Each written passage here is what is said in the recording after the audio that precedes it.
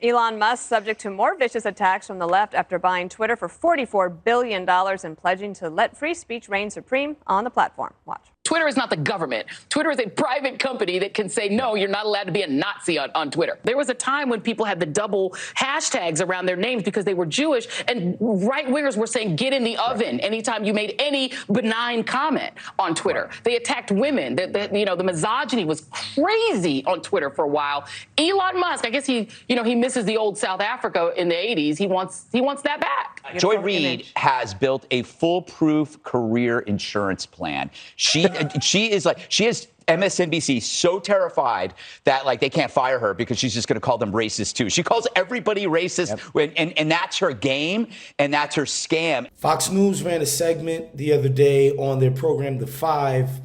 Basically they ran a clip of Joy Reid losing her mind over Elon Musk buying Twitter. Of course, this crew is very excited about it because Elon Musk I guess he's a right-winger and he makes them feel good about right-wingerism. So they're happy that he's buying Twitter, which they understand to be, blue check aristocracy media, their favorite social media platform. And they're basically having a party about Elon buying Twitter. The MSNBC management are cowards for letting her do this, but that's what they chose to do. I think Musk pointing out the New York Post story is his message to the company censor, who was the legal chief, Vijaya Gaddy, I think her name, that your days of getting rich off woke censorship and ideological targeting is over. This is a woman that made tens of millions of dollars in her role, and then she's crying. She's crying because she's just about to be fired. So Greg Gutfeld gets up there and he talks about Joy Reid and,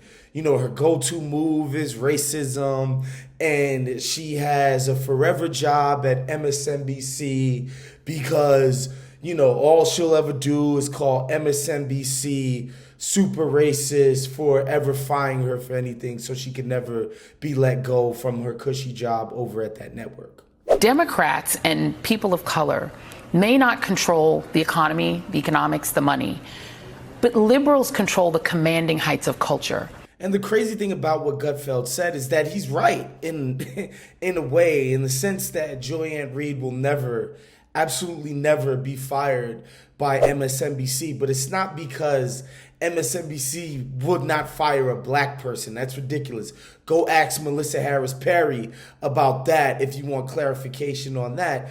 The real reason why Joy Reid will never be fired is that she's extremely effective at what her job is. She's a useful person for MSNBC. And what's her job, you might ask? It's to put a black face on the interests of the ruling class, right? It's to do the job of flattening blackness to one thing. To pretend that there aren't stratifications within blackness in America, and to pretend that a person like Joy Reid can speak for all of black people in America. Because what a lot of these corporations don't want people to understand is that, yes, there is a black poor and working class, a black middle class, a black upper class, a black elite, of which Joy Reid is firmly entrenched in. So the idea that Joy Reid could ever speak to the needs of all of black people ignores the fact that she has her own interests. And that's what she's going to speak to on the airwaves of MSNBC. Make no mistake, this woman is a millionaire.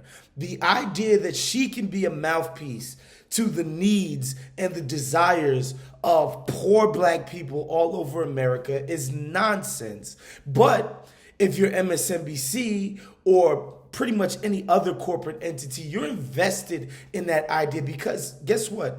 Joy Reid's interests align with that of the money class and capital. And so she's very useful for that. If you're watching this video, I'm sure, of course, you're familiar with the very nasty smear campaign she engaged in against one Senator Bernie Sanders during the 2016 Democratic presidential primary race, where she basically said that Bernie's redistributive programs were not enough because he wasn't he didn't do enough racial essentialism in his pitching of the programs. Never mind that the facts and the numbers supported the fact that disproportionately black people, black workers would be affected by a hike in the minimum wage. Basically Medicare for all. Essentially all these redistributive programs would affect black people the most. Joy Reid pretended that Bernie was not down enough because he was